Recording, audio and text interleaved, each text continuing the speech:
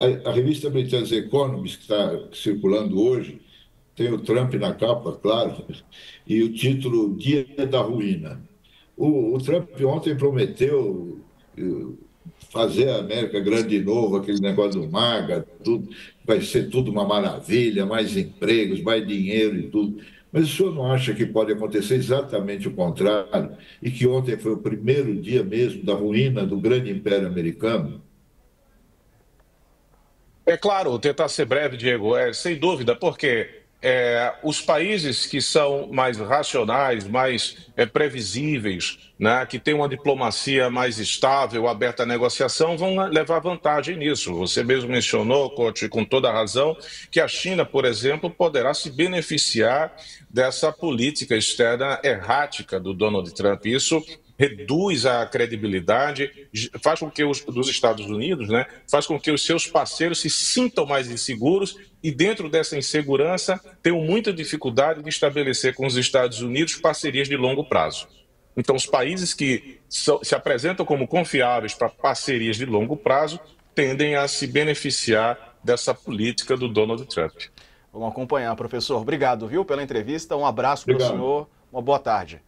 Eu que agradeço. Muito obrigado. Valeu. E olha, o dólar caiu mais uma vez, 1,2% nessa quinta-feira. O mercado bastante tenso por conta dos anúncios feitos pelo presidente dos Estados Unidos. O dólar caiu 1,25% hoje, primeiro dia da reação do mercado depois desse anúncio do Trump. A Bolsa Brasileira opera sem direção definida, alterna entre perdas e ganhos. O Ibovespa contraria a tendência dos mercados internacionais que recuam. O que explicam, então, esses movimentos? Para os analistas ouvidos pela reportagem, a resposta é a aversão ao risco, né? Todo mundo querendo fugir dessa tensão, desse risco todo. Medo de incerteza registra, portanto, e fazem o mercado trazer essas reviravoltas. A imposição de tarifas dos Estados Unidos, anunciada ontem, pode gerar um choque na inflação. A medida tende a encarecer produtos e reduzir o consumo, pelo menos num primeiro momento. E a gente vai conversar com o Felipe Salto para entender por que isso acontece. Felipe, bem-vindo. Uma boa tarde para você. O Felipe, colunista aqui do UOL, economista-chefe da Warren. E aí, Felipe, boa tarde. Boa tarde, Diego, Andresa, Couto, prazer estar aqui com vocês. Bom, o dólar caindo. O que explica isso na tua avaliação? Como é que vocês estão acompanhando o movimento da moeda norte-americana e da Bolsa e também na Warren? Olha, Diego, eu sempre gosto de dizer, e já disse isso aqui algumas vezes, que a economia é uma espécie de sistema de vasos comunicantes, né?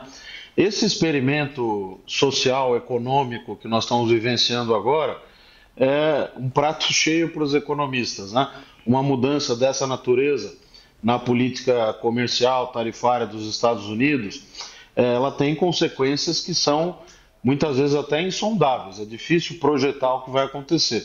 O que já dá para dizer logo de cara, e esse primeiro dia desse admirável ou nem tão admirável mundo novo já é um prenúncio disso, é que o Brasil, o real ganhou força relativamente ao dólar. Por quê?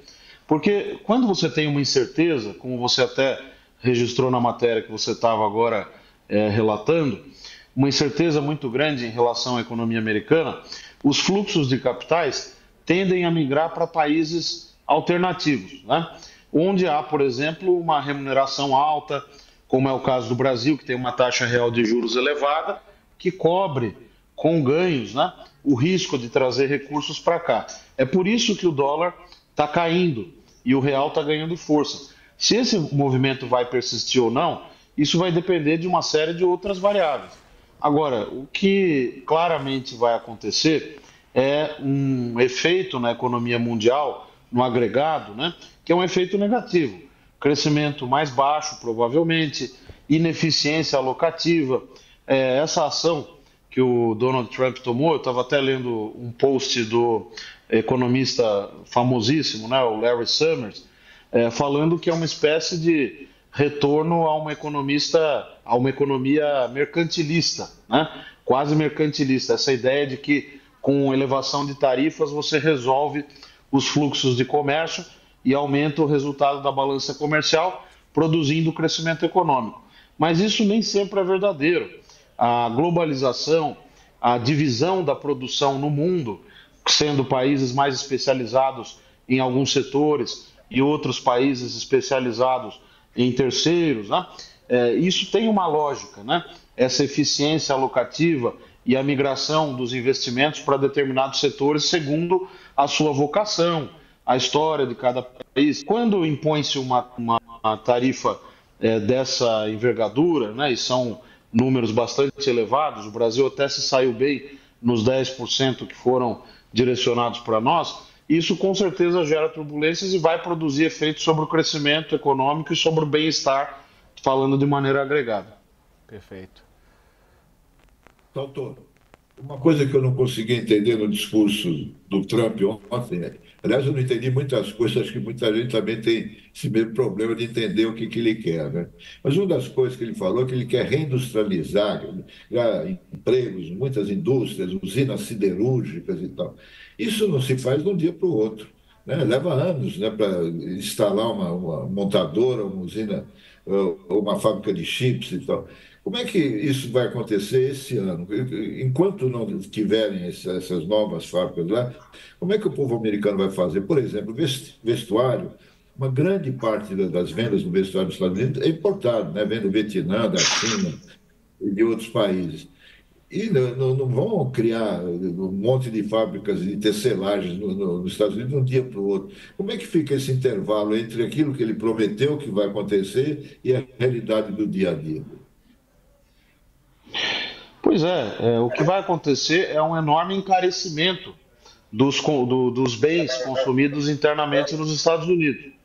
O maior perdedor, ao menos no curto prazo, vai ser o povo americano, que vai ter de enfrentar um volume de bens sendo transacionados naquele país com preços em média bem mais altos. É esse o resultado de você impor tarifas para setores, por exemplo, que não vão conseguir se reorganizar internamente para substituir os produtos importados. O próprio Brasil vivenciou no passado, né, a chamada política de substituição de importações. Os Estados Unidos fizeram e fazem, né, políticas industriais com subsídios, com coisas mais sofisticadas, até previstas em orçamento, isenções, políticas tributárias e tudo mais. Agora, esperar que a tarifa mais alta tenha o condão de aumentar as plantas industriais da noite para o dia, de fabricar mais produtos, produzir mais produtos nos Estados Unidos e a preços que sejam condizentes, né, com o salário médio dos americanos e tudo mais, é uma ilusão. Isso não vai acontecer. O ajuste vai se dar numa inflação mais alta. Esse é o problema. Ele corre o risco, com essa política, de jogar a economia americana para um ritmo de crescimento muito mais baixo e com inflação mais alta. É o que a gente chama na literatura de economia de estagflação, quando o crescimento desacelera e a inflação acelera. É muito preocupante, né, esse novo modelo econômico que está se configurando nos Estados Unidos. Perfeito.